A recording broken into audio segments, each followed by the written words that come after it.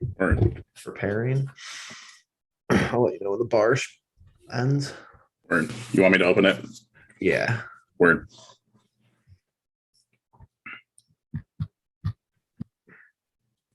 All good? Yep. All right. Welcome, Browns fans. We are doing a live reaction for hopefully the first of many for your Cleveland Browns post-game 24 victory over the Baltimore Ravens 22, moving your Browns to 7-6 and Baltimore Ravens to 8-5, and something that was a very fun first half and a very stressful second half. As someone who was at the game, Jeff, you were at home watching this. Obviously, lots to talk about. Obviously, a lot of storylines, mainly a Lamar Jackson-less team after the first quarter almost. Putting up a huge fight against the Browns, who were up 24-22, I believe, or up 24-9 at half, I believe. 24-6. 24-6. Yes, 24-6. Yeah. So a very interesting game to talk about for sure. So, Jeff, how are you doing? Doing good. We're getting the link out to Twitter. Hopefully Word. people join us up here. We're not too late. Game ended a couple hours ago, and we're not going to be hot. Well, I might be hot, but we're not going to be right after the game. Full disclosure, if you follow us on Twitter, if you're a fan of the broadcast, I'll straight up tweet right during Cavs games. I tried to keep it until after the game. Usually we go and record the day after. So I don't like when people are, because it's like instantaneous. Well, football has the potential for like every play to mean something, which I mean, other sports are like that, but not really. But it's like after every play, I got to go on Twitter, see something this, something that. This person sucks. This person's good. So at the end of the day, I'll hold it until we can get together. Yeah, absolutely. And I when I'm at the game, I try to not go on to Twitter, especially since like it's hard for me to even get on there. I'm trying to just look at fantasy scores and such. But yeah, it's a great point. And we definitely usually try to do these videos afterwards, because I feel like the day after, usually because I feel as if there's a lot more for us to analyze. We have a lot more out there in terms of the clips that we get to see posted on Twitter after the games and such. And so we won't have that really going for this one, but still, I think there's definitely stuff that we're going to be able to point back to. And hopefully if you got recollection like us youngsters, you'll be able to remember those plays. But Jeff, obviously a 24-22 victory. Want to know, can't stress that enough. But again, 24-22 in a game that you felt like at 24-6 at halftime, you might have had a Bengals game this year, where we put up 40 points and, hold the Ravens to 20 some points at the most, because they're, clawing and scratching for something towards the end of the game. But a very close game at the end. What do you want to start off with this? Oh, well, that is way too much freedom for me. This game reminded me of the Houston game, which is funny because that's the game Baker got hurt in. But we were playing good football, and I think we even I don't know, though. Tyrod Taylor was playing good in the first half of that game, and then Davis Mills came in the second half and kind of did above asking what they were asking him to do.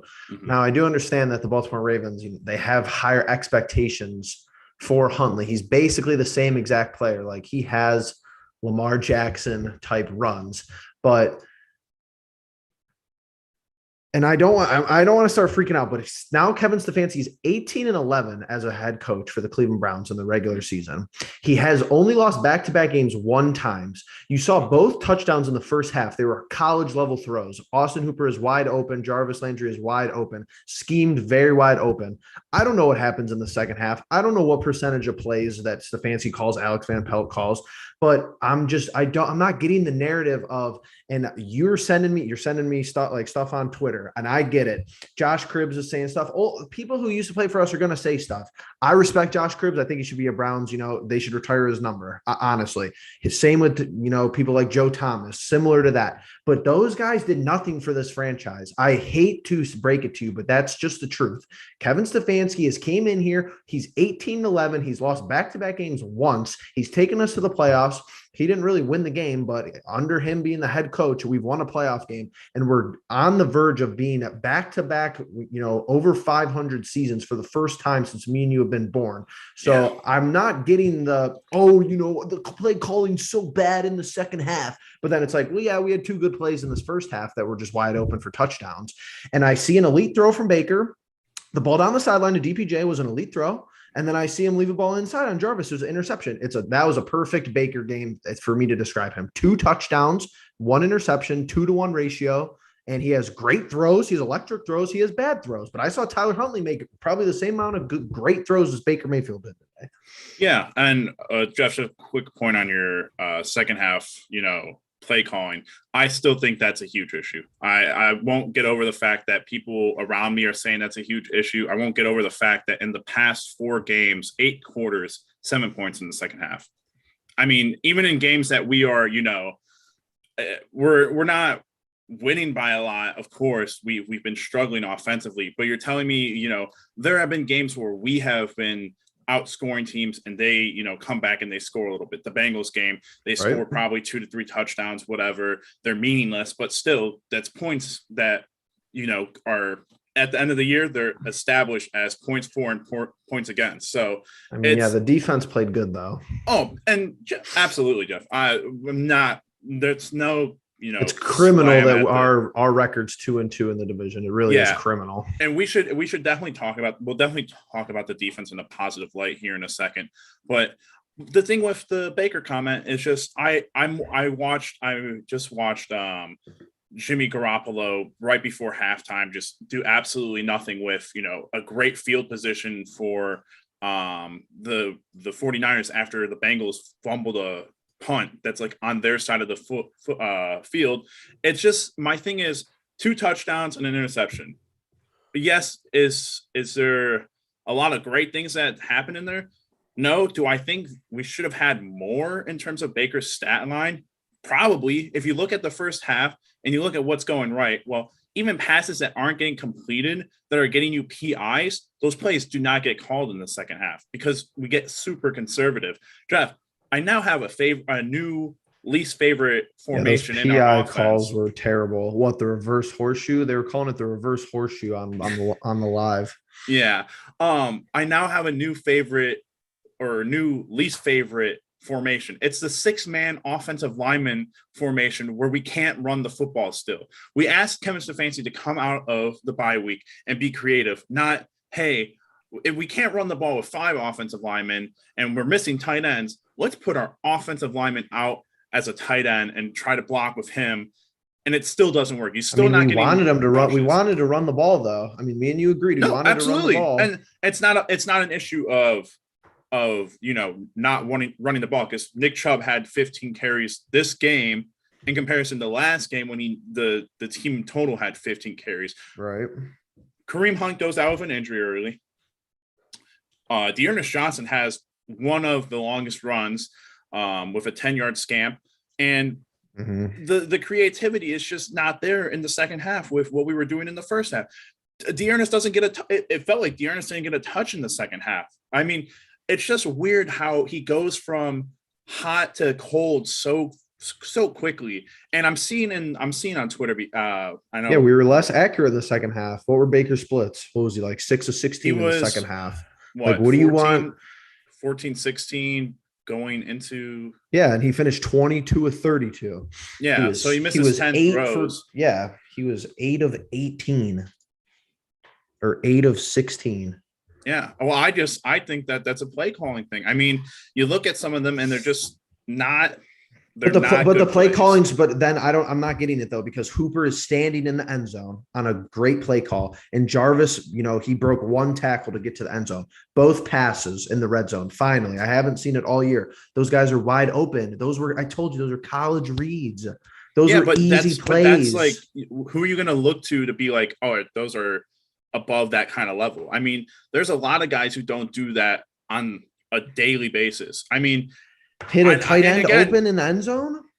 Dude, tight ends in the end zone is so common. And Mark Andrews, he's a stud. Tyler Huntley hit him in the end zone. Hit a tight end open. Exactly. And I think that's just Mark Andrews is a stud. You look at him and he's goodness, he's always good for at least a touchdown Yeah. and probably 80 plus yards against us. But I just don't know that like you go and you actually watch a whole football game of X versus X quarterbacks. Like Joey Burrow still makes very bad mistakes, but no one rips him. You go back to the last game. You go back to the last game of Browns versus the Ravens. Lamar throws 4 interceptions, and there's almost not a bad thing said about Lamar because his team gets to win. Obviously, he finds a way to win. But did he find a way to win, or did the Ravens find a way to win? I mean, he's their best player. That's the difference between a quarterback that plays for the Browns, not just Baker Mayfield, any quarterback that plays for the Browns. It's always the quarterback for the Browns gets talked about way more than they should. He's their best player, though. The quarterback for the Browns hasn't been the best player for the team in 30 years. Kozar, I don't even know the team of Kozars, but Baker is not the best player. That's simple. That's obvious. I mean, yeah, but that's fair. Myles Garrett is. But we got 100%. I totally agree. He actually, I saw 2020. If he's put on today. Majority of teams, he's the best player on that team. Yeah. I mean, like outside of again, like top 5 quarterbacks, maybe. But we're at the same time where it's like, yes, no one was saying that Lamar's 4 interception game was great, but we talked about this. This is the difference between the Browns and the Ravens, and this is what Kevin Stefanski and Andrew Berry are actively trying to fix. We're seeing it with our eyes. Imagine, let's just run through Baltimore's injuries. Imagine if we didn't have Chubb, Kareem, Denzel, Greg Newsome, one of their DNs is out. Imagine if we didn't have Clowney. We would not have a win. We'd have like 2 or 3 wins. They're leading the division. It's like, of course he's their best player. He literally carries them. He's carrying them in a down year. And at the end of the day, here's the thing. You see the culture changing though. This is what I liked about this game. And I know I'm not trying to be all negative, but because we did win, it doesn't feel like we win, but we didn't really miss this draft. Regardless of the late picks, we did not really miss JOK. And, we don't want anyone to get hurt. Like, I'm not saying I don't want Lamar Jackson to get hurt because I actually like watching him play football, but we drafted JOK to make that play in the backfield. And then Lamar just happened to, he got hurt on that play. So JOK is an A+ pick. Greg Newsome didn't even play today. He's looking like an A+ pick. Everybody else, Donovan Peoples-Jones is a 6th rounder. He looked back up to healthy. He looked a lot better today. He got exactly what we talked about in the pregame. And we'll go to the comments in a second because obviously I see them going off. That's Baker haters in the comments, but we know them, so it's all right. That's perfect. But that was something that me and you had talked about. Just let's hit on that really quickly. DPJ, obviously the game before, comes back from being injured and everything, doesn't play as well as we wanted him to, comes back, does exactly what we said. He got his game out of the way. He came off of the bye, and he looked like our best wide receiver. Game. Yeah, his warm-up game coming back from injury. Yeah. He looked fantastic, and that's what we needed. I'm pull up the stats really quickly. I believe he was our leading receiver. Yes, five receptions for 90 yards. Yep. He was fantastic today, and and the catch on the sideline. Jeff, you say it's an elite throw. It's an elite throw. Also an elite catch. Also an elite catch, but you go and you look back to the Ravens game last week, like we talked about, that he makes an amazing catch this game, but drops an easy catch last game. Right. It's those give and takes, and that's kind of like what you're going at with the whole Baker. But yes, because that throw down the sidelines elite, and then I've seen them since we've had Jarvis. I've seen them run that play where Baker threw the interception. It's always a curl to the sideline. He left that ball inside, and then it's the second game in a row. We had that ball. He had the ball sailed in the first Ravens game where the DB dropped it, and he had that play today where he threw it behind the receiver, the cornerback, it hit his arm, the ball went up in the air, and they dropped it again. He really should have 4 turnovers in the last 2 games. And just, luckily he's only had 2. So he throws an A1 ball, and then there's a D- ball like in 5 minutes. Yeah, but again, if you watch any quarterback, you're gonna find those with everyone. Like, it's not like you go and you watch Joey Burrow, who again in the division, the dude's not making every throw an elite quarterback at the NFL level throw. The man has the most interceptions in the league, and obviously, he probably has double the amount of touchdowns that Baker does. But, our teams are in similar positions. Yet, I feel as a whole, it's all about ratios, though. What do you mean by that? Like, Baker's still 2-1. Like, he is probably, what does he have? 12, 13 touchdowns. He has six interceptions. Yeah, maybe that's 2-1.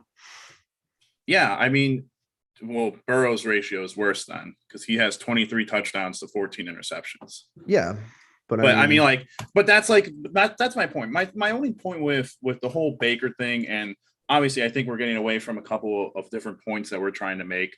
It's just I feel like the criticism is on a next level thing with Browns quarterbacks in general, not just Baker. I think every quarterback, and obviously Baker's probably the best quarterback that we've had. I know this is a discussion you don't like to talk about.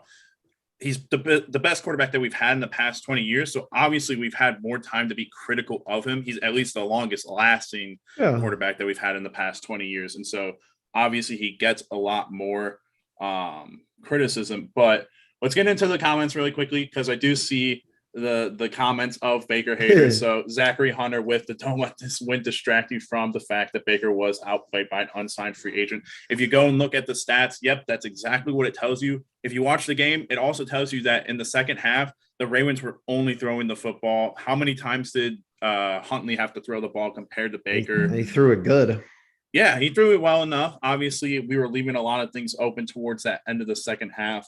John Parilla, good buddy of ours, we're live, baby. And then Baker Mayfield outplayed again by a bum. Zachary Hunter again. I think it's a quarterback thing. We probably talking about the whole team aspect.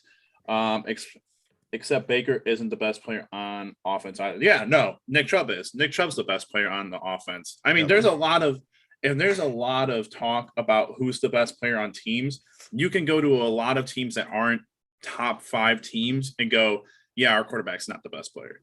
I mean, it's just, I don't think it's that hard to go and be like, there's a talented player at a position group outside of quarterback that outplays their quarterback, but makes their quarterback look good. It's kind of give and take. And even Nick Chubb didn't look, listen, Nick Chubb has not looked good the past 2 games. I think Nick Chubb's reads have been bad in the Ravens games. I don't know what looks they're giving him, but I'm sick of him trying to do like this stutter step, like just run the ball. Honestly, he did better today, but I'm waiting for him to go off for the 60-yard run, and it's just not coming in. Well, and that was my point with the whole Dearness thing, is like Dearness had a good 10-yard run, and it wasn't anything crazy. It's not like he strung the play out for however many seconds it takes to find that hole. But going back to the comments here, Robert Valor says that we need Gardner Minshew. John with the laughing my ass off for Gardner. Maybe if Baker wasn't a waddling square out there, he could be more mobile and athletic. Oh my gosh. Robert Valor again says he's definitely the best we've had. Still not gonna get you over the hump, but not worth the big check. Sorry about that. Yeah, I was sitting next to some people again today. They're Detroit. They work for Detroit, the Detroit Lions. There's ticket sales guys. And, we were having the conversation. Is Baker the guy, and do we pay him the money? Well, on one end, we were all saying, yes, we agree that he's the guy, but no one wants to pay him the $35 million. And Jeff, that's one of your biggest things, is paying him the $35 million and above. Well, even after this season, I'm not aboard, especially if you go and you watch Josh Allen, who guess what? He's sticking it up against the Tampa Bay Buccaneers right now, and their team's about to drop another. Read my mind, because they're going to 7-6 here unless Brady has a massive collapse, and he's 19 for 29, 180 yards and an interception. So. Yep. That's what I'm saying, though. Like, that contract hasn't even kicked in yet. Imagine next year. I mean, even if we extended Baker, his contract would still be $18 million next year, and then it would kick in. But they're only going to most likely lose talent over in Buffalo. Mm-hmm. So it's one of those things where it's just, I don't know. People were questioning Patrick Mahomes' contract earlier in the year. Obviously, now they look foolish for doing that.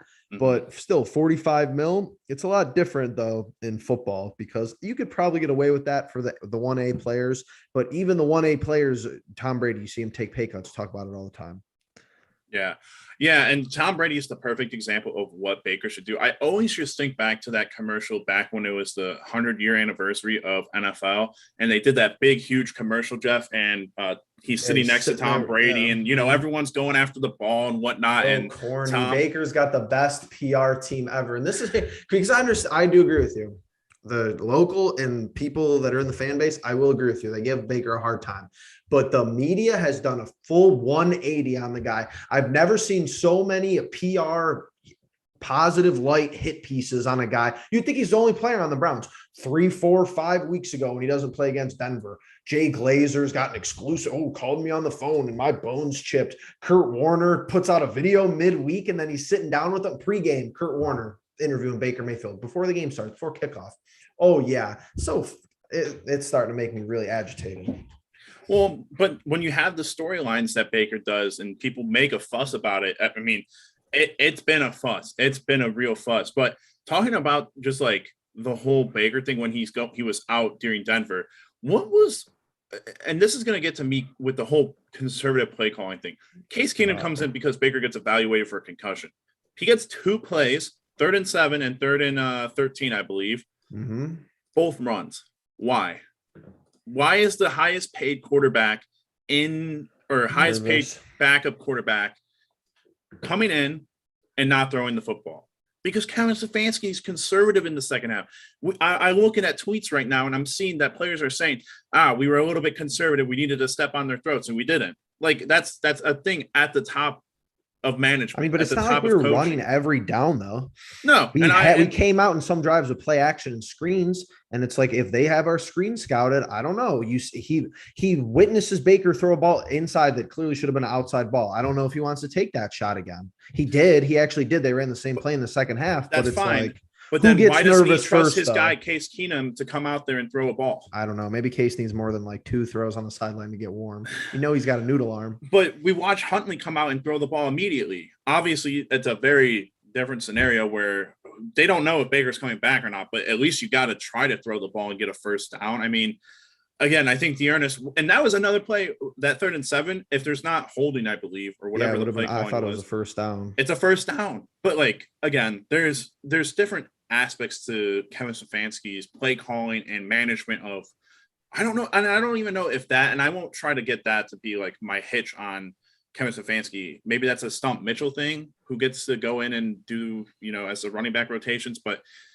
there's plays that are hot and heavy where you go back-to-back plays where you go down the field and get PIs. And then in the second half, you just don't do that again. I think there was one pass down the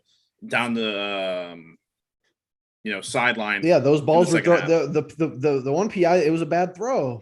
The amount of underthrows I see though, but it's just I just don't see like you could see in the stats like why does Baker have 6 rushing attempts?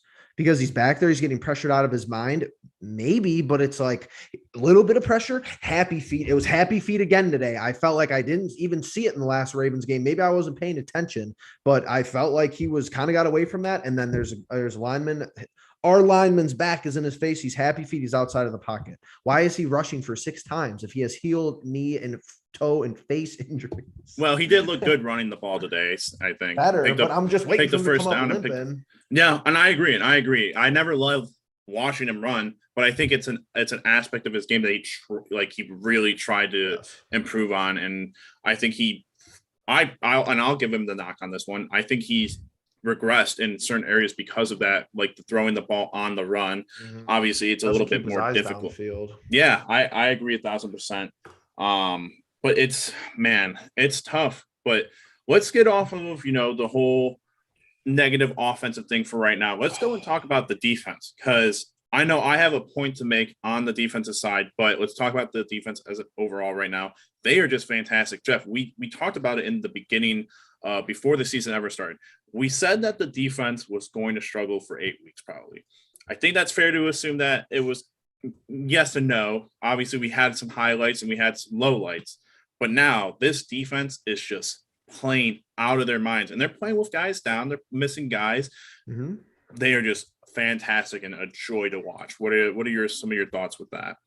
And it's one of those things where 22 today, which was just unfortunate for a couple of reasons, but that's the most we've given up in a division game, and we should be winning most of those games. If you could hold teams to 20 points or less, that's cool with me. Out of our last 2, 4, 6, 7, out of our last 7, we've held 6 teams to 22 and below, which I'm obviously cherry picking that stat because of today, but Patriots put up 45 against us. and every other team before that put up less than 20. Lions 10 and Ravens 16 last week, 22 this week. So we're stepping into our own defensively. Yeah. I thought that there was some underrated performances, and me and you have been, well, for sure, me, but I think you probably have agreed, because Ronnie Harrison don't play today. It's like, it's like he walks around kind of like with this perceived ego, like, you better get your head right. You're probably not coming back, because I did not really have any issues with the safeties today. If I don't think had a great game, Grant Delpit with a sneaky good performance. If I don't have to think about John Johnson, I'm just assuming he played like pretty well, because he made that tackle on the goal line. They still scored, but he at least tried. I thought Greedy did okay. I thought he had good coverage on balls, and they were just good balls that were caught well. Yeah. Denzel, another good game. Denzel hasn't missed a beat since probably November, in a while, since he got hurt, since he was missed like that was 1 or 2 games. Tack McKinley plays a great game. I think missing Tack McKinley in some of those meaty games in the middle of our schedule was a little bit more, it didn't help, of course. Yeah. But yeah, not bad. I still don't understand how we have 12 guys on the field again. Like, I don't know who to throw the blame around to on some of the stupidity. Yeah. Yeah. The defense is fantastic. JOK looked great again today. Miles, obviously, he's getting the money for a reason, man. He is just a stud. Dude's getting tackled basically. He's the one playing offense, I guess, but he was fantastic again today.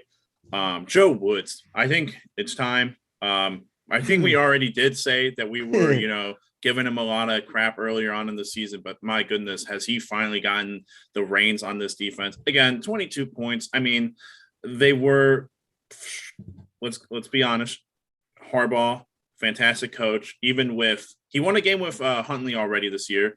It's not, it's not hard for Harbaugh to, go out there and, give teams runs for their money, because goodness.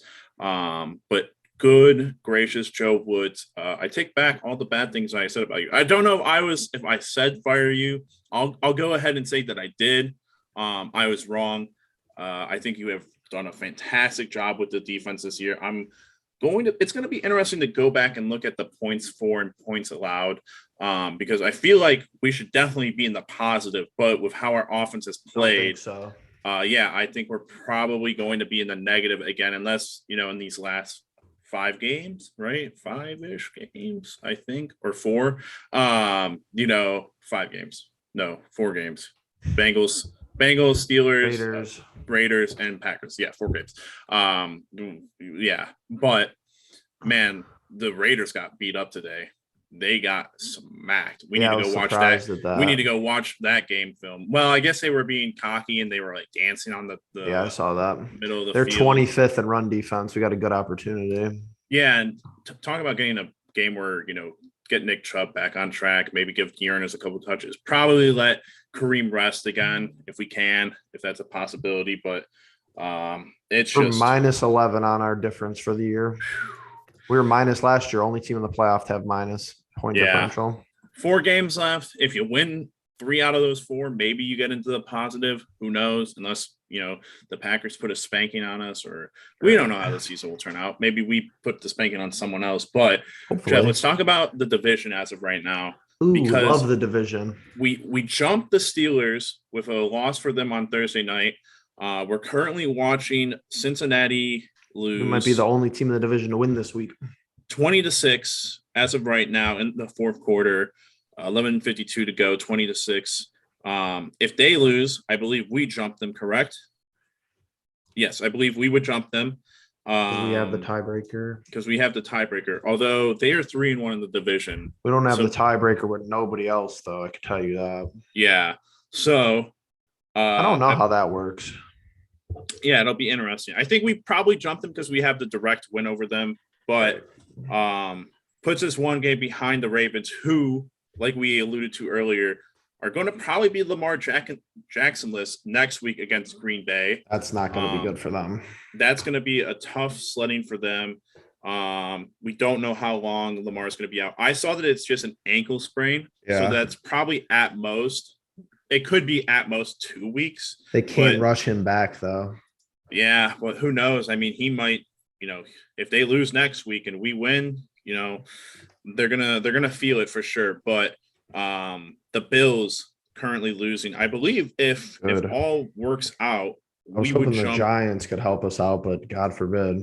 Yeah. Well, I think we jump if the Bills lose and the Bengals lose, we jump up to 7th. I may be wrong in that, but man, this division so tight. But I was talking to the guys next to me. How crazy has this season been with just like teams winning and losing games, dropping games that they shouldn't, winning games that they shouldn't? Like, it's just been an absurd year. And it kind of goes along with like just the performances that we've been getting from, Baker Mayfield's, from the defense, John Johnson's and Denzel Ward's, guys who we signed huge contracts are questionable for huge contracts, and guys who are, looking like they deserve contracts. It's been a really weird year just in performances from teams and players in general. Probably the best of the year of the NFL ever, because they're so smart, and then they go 17 games. So definitely one of the most competitive years I've ever seen. I think looking ahead is interesting. It'd be great for the Bengals to lose this game because they're on the road next week at Denver. That's not getting any easier. Denver's having a good game today. They still have to play the Ravens. They still have to play the Chiefs. They do get the Chiefs at home, and then they're coming to First Energy to play us. I'm fully expecting that last game of the year, to be a winner out for the playoffs. I'm not sure of the percentages, but could be the case. I want to know, which I might sound ignorant if there's somebody in the chat who's like some genius statistician. Is there a way that everybody in our division can make the playoffs? Because I think there's probably got to be with the extended. Well, like, is there a way? Absolutely. I think so. But that would mean all 3 wild card positions are taken by AFC North teams. Because the Steelers are playing the Titans next week at home. Then they have to go to Arrowhead. Then we have to go to Hines, and then they have to go to Baltimore. So if the Steelers lose next week, they're in trouble. Right. Basically, because the Chiefs are, I don't know, the Chiefs looking back to 2019 form. They're just blitzkrieging everybody. Right. I'm glad that the Raiders showed no signs of life today. They're on an interim head coach, which makes me nervous, and it makes me happy at the same time, because I think that you might not have a whole lot of pull if you're the interim head coach. The locker room might not be caring a whole lot, but it means that that guy has nothing to lose, especially if he thinks that he might not be coming back. So it might be a whole playbook next week, which makes me nervous. I'm glad we're at home. But Ravens at home, short week, especially for a team that has to come all the way from the West Coast. So right, that's true.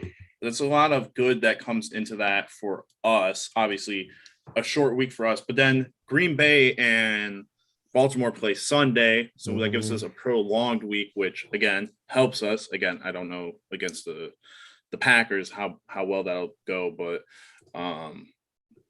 the things we talked about 1-0. We talked about in the preview. You were betting against us. I was betting for us. I don't know what our scores were exactly. I think I kept it pretty close relatively. Yeah, you were close. But we talk about it every week. 1-0. It's Kevin Stefanski's big highlight. 1-0. But 1-0 against a Ravens team that Kevin Stefanski only just got a win over for his first time in his career. It might not have been pretty. We've talked about this, Jeff. It might not have been pretty, but totally. It was needed. We knew what the opposite conversation would have been today. If we had lost, we'd be looking at mock drafts. You'd be looking at quarterback standings, probably free agency, all that good stuff. But we stay alive. We stay in the thick of it. Watching some other teams fail today will be good. But honestly, the outlook for the Browns, looks so much better. Unfortunately, I will be in Chicago next week for the Raiders game. I will not be able to go, even though I really want to, because of, being alive. Just being alive, makes you, feel so much better than the whole idea of, I was prepared to come out of this Ravens game had we lost and just, not watch Browns football again, until next year, because it's just, we're essentially out of it if you lose to the Ravens. For goodness, sure. Had we had lost to Huntley, it would have been 10 times worse. So, goodness, dude, it was just like I said, looking back, retrospective, you hate to lose the Chargers game because that's going to come back and bite you. And either way, one of the Chargers or the Chiefs loss is going to come back to bite you. Another AFC game, though, everybody knows the writing's on the wall. There's nothing complicated about the schedule down the stretch. You win your AFC games. You care less what happens on Christmas Day. Yep. Really, it don't matter. Maybe they'll surprise us on Christmas Day, but we got to beat the Raiders at home Christmas next miracle. Week. Oh my God. I hope it snows all game because we're going to be wearing the 1946. Heard it here first. We got the 1946 on Christmas Day, 2 weeks early. 2 weeks early. If that happens, oh my God. I don't know. I heard from Santa early. I think I might be getting a JOK. Ooh. 75 anniversary he is jersey. So good. How about his closing speed as a rookie? So good. It was good to see Jacob Phillips back. Besides when he hit Lamar late or Huntley late. Jeff, there was a point that I wanted to make. So here's the part that we never really touched on with the 6 offensive linemen. What did you like with that? Did you like anything with that? No. Okay. But I mean, I like that he was not in we weren't in 13 all day. I thought at least. It essentially was 13 when fake you think about 13. It. Yeah. It was extra thick 13 where every other play I'm hearing number 62 is an eligible receiver. I'm like, okay, well, I know he's not actually going for any of that, but we're overshadowing rookie James Hudson playing at right tackle, starting at right tackle, only giving up 2 quarterback pressures all day. He played really well. Pretty good. Yeah, we got some good rookies. And that'll be really interesting for the whole Jack Conklin conversation. True. Who knows what's going to happen there? Yeah, I feel bad for him. Yeah. But what were you going to make a point of? Well, today is and even though he of course, which I wanted to see the replay, I kind of didn't see it because I wanted to see where the ball was, but he starts the game with a drop. But that's what we should be getting out of Austin Hooper, at week in and week out. A touchdown, 4 or 5 receptions, easy yards, and a touchdown. He should be the go-to on the goal line and in the red zone. He's a big target, and we know that he can be schemed open pretty well, but sometimes he just looks slow out in space. Like there was a play he caught the ball out there, and I thought he was going to score, and it was just slow. Jeff, let me ask you something. So I got back a good to the point whole after yours. Yeah, no worries. The whole Baker conversation. I think the one thing I will give you credit on that you hit on earlier was the one read throw where it's his first read and he just goes to it. Why do you think that is so emphasized by Kevin Stefanski? Why do you think? Because it's so clear to me now. That it's, hey, you got to throw to that first read guy on certain plays. Obviously, we've had plays, the interception. He looks at DPJ, not open, goes to throw the ball to Jarvis, throws it behind him, interception. Mm-hmm. But on the plays, you can tell they're quick hits, the slants, the quick outs from the fullbacks and the running backs.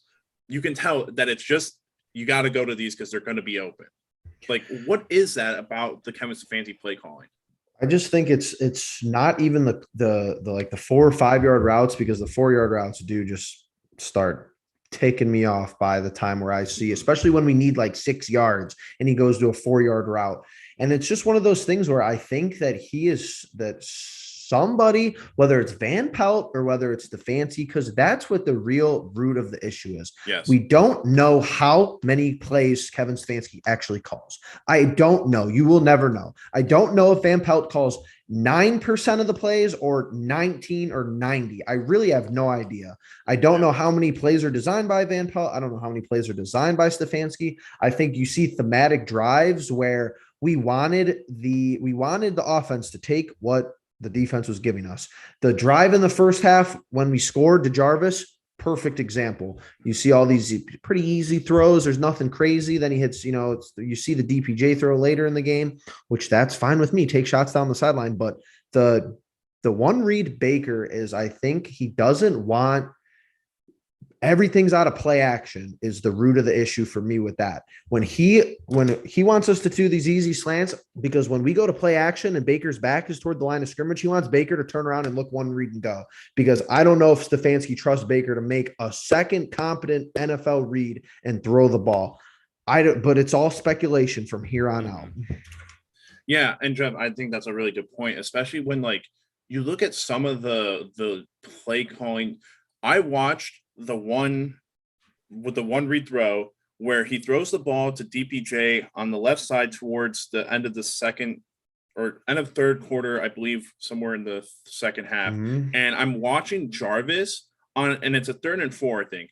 Jarvis, this guy blitzes, and he's on the right side of the field. DPJ is on the left side of the field. Baker never turns to look right. If he looks right, Jarvis is cutting free. Yes. No one's around him. There's people open. It's so evident to me that the play calling is first guy should be open and throw. And it's almost like, hey, we're counting on these guys to make plays on their own.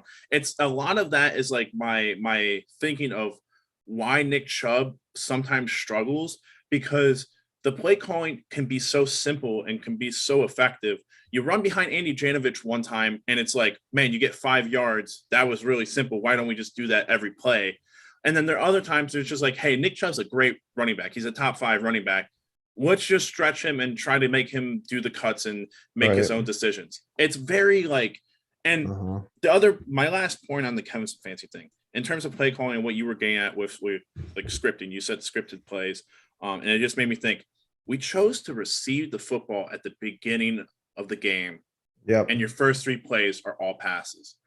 Now, granted, Hooper drops the first one. That's what I'm saying, though. Then the second one is a screen. And I can't remember what the third one was, but it was just ridiculous to me that he had already committed to the pass so early on, even though he had come up with this nice little 6 offensive lineman front to run out of, and he still elected to throw the ball 3 times. And it wasn't, and to be honest, when I was watching, what I remember from that series is they weren't stacking the box as heavily as they did beforehand. I think the first play they had 9 in the box. For me, I was looking and I'm trying to remember what the formation was from us. I don't believe we had everyone on the like bunched together as we usually do, but if that's the case, then maybe we ended up, bringing them all in. But that's just because the formations call for it. If we make it evident, that's why the 6-man offensive lineman formation just stinks to me, because it's like, all right, you definitely are losing a receiver because 62 is an eligible receiver and he's not going out for a pass. So he's going to be blocking, run blocking, or pass blocking, which I saw today, Jeff. Blake Hance is not a great pass blocker. James Hudson, his feet better, suck. But I was very unhappy with Blake Hance today in terms of his blocking. Jedrick Wills isn't really that good of a pass blocker. Yeah, he was struggling today too. But it's just we got to understand that regardless of what happened last year, this offense is just really not that good. I don't know what it is, but we're waiting. I feel like every week we're waiting for something to come out from behind the curtain. But the first series of the game, Stefanski, whoever, I'm about to start calling it the Wizard of Oz. The guy with the crystal ball had people open to get a first down. We had a drop. So it's one of those things. I can't do anything about it. And it's all coaching. I will say that some of it's coaching. The penalty yards to an extent are coaching, but I don't know if it's a special teams guy who's supposed to be counting 12 men on the field. I couldn't tell you anything about that with the guys on the 12 men on the field on defense. I don't know what to tell you. If the onside kick is coming at you, just try to catch it. Like, that's not, I don't know what you want the coaches to do about that. Jeff, when that onside kick happened, before it happened, I legit looked at my dad and went, why are there so many defensive players on the line of scrimmage for us? It hit Janovich. It hit Janovich in the head. We know that they were going to do it. We knew it was coming. And Janovich does the worst possible thing. He goes up after it. Well, he was trying to make a block. He was like angled the wrong way. He didn't even see the ball coming to him. Oh, that was even worse. But there's just inconsistencies everywhere. Our wide receivers, there's too many plays where there's too many issues when we pass that, one, the ball might not be inaccurate, or the ball might not be accurate. And B, if it is accurate, it might not be caught. So those are 2 things that you can't have an issue with. I could work with one of them. If our wide receivers never drop the ball, highly unrealistic, of course, I would be fine. If Baker was I mean, Baker, we are 12 starts into Baker this year. 12, 13, 12. 13. We're 7-6. Yeah, but Keenum played a game. You're right. You're right. 12 Sorry. games. He has not had a game where he's completed 25 passes. We are 12 games in. It's like him, Zach Wilson, and Tyrod Taylor. Like only three guys in the AFC who haven't completed 25 passes. Culmination of a bunch of things. Two things could be true at once, but he's not that accurate. He's really not. I see balls underthrown. I see balls too high. I see balls to the inside. They should be to the boundary. I see balls that are 11 out of 10 throws to DPJ. That's the annoying part. He reminds me, and go ahead and trash me on the replay and in the comments, but Baker Mayfield 4 years in reminds me of Tony Romo. Dallas, he was too good. Dallas couldn't get rid of him, but he was not good enough to, That's a great comparison. He was not good enough to get you the Super Bowl. I'll give you that. Tony Romo has playoff wins, does he not? But it's like, if you move on from him, there's a decent chance you might get someone worse. Like, we see quarterbacks in the NFL. Like, you paid Josh Allen $37 million. They're going to be 7. Well, and they found Dak in the 3rd or 4th round. Yes, he was a sleeper. That's the thing. Like, it's very hard to be like, yeah, because like even the guys that like people target in the 1st round, listen, Zach Wilson, it don't work. I granted whatever people were thinking with that amazing pass. What do they call it? Pro day pass that he had. I can't wait for this year's draft. I'm watching no pro day. I'm gonna be like this. I'm just gonna watch college highlights. I'm not watching any wide receiver 40 times. I don't care. I remember when John Ross ran a 4.1. He was a scrub. Zach Wilson making all these throws and all right, here's my last point. You want to hear my toxic point of the day? Absolutely. I think we keep playing Colquitt. Sit Gillen's ass down. Really? He had a good day today, dude. He had his first punt at the 1. His first one was bad, but he was great. You're right. It. He was pretty good the rest of the day.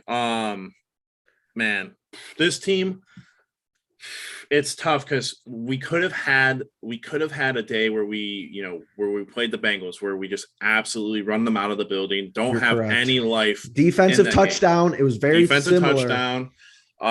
24-6 going into halftime, and you're thinking, well, offensively, we looked pretty good for the most part.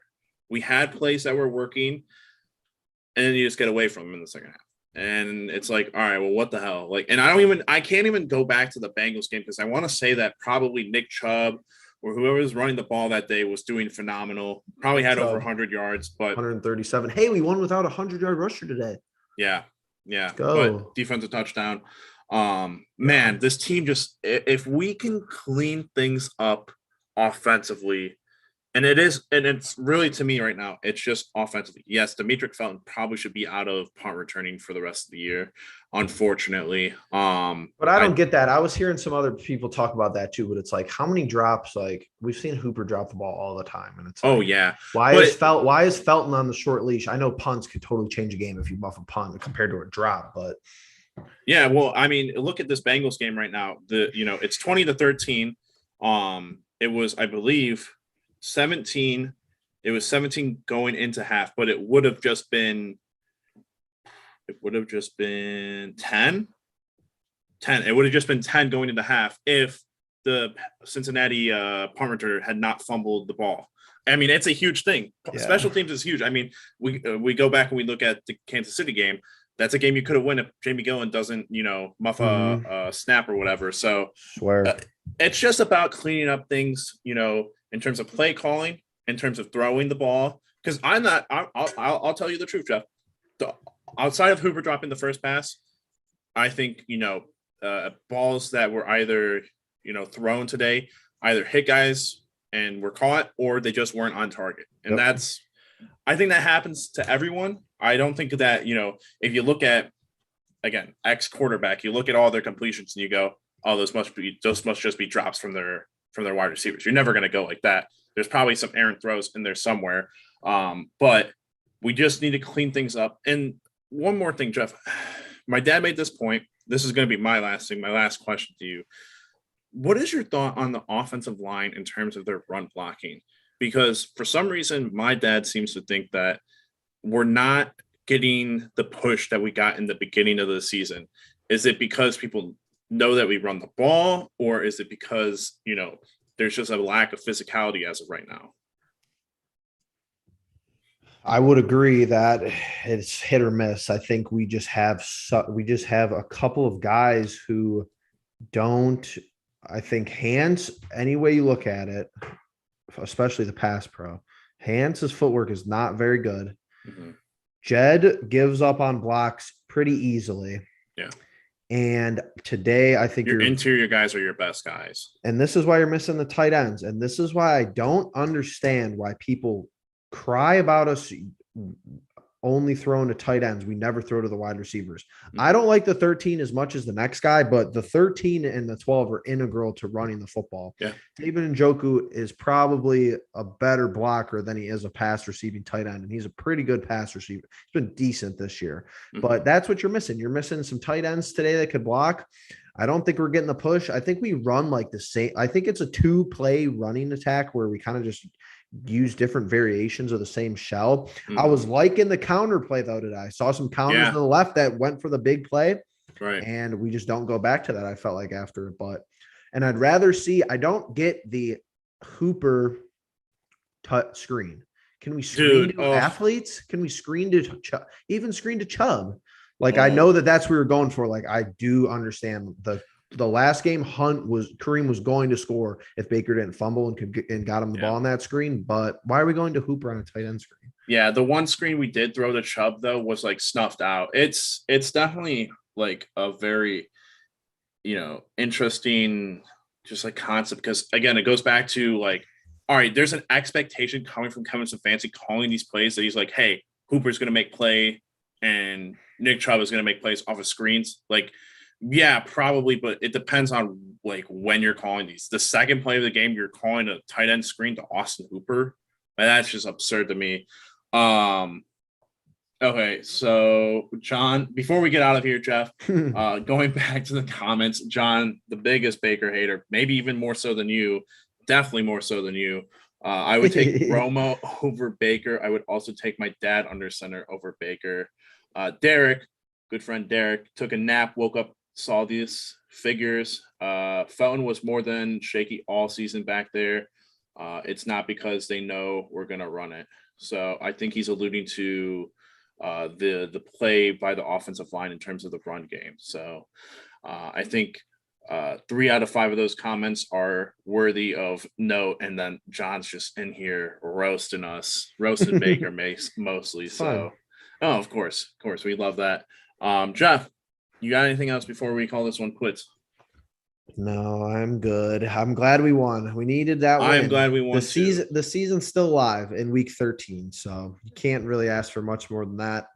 Like I said, I think you got to understand the offense it's just what it is. I don't understand it. I couldn't explain it to you. Yeah. I don't know what the fixes are. We tried to talk about it, but it is what it is. And maybe just the whole AFC North is not very good. But maybe the whole NFL is just on a wonk year, like in general, but it is what it is. Thank you all very much. If you guys haven't already, please make sure you subscribe, hit the bell notification, leave a like, leave a comment on this video. It will go up as a video after it's done recording. So do make sure that if you're not already here commenting, like some of our friends, thank you for that again.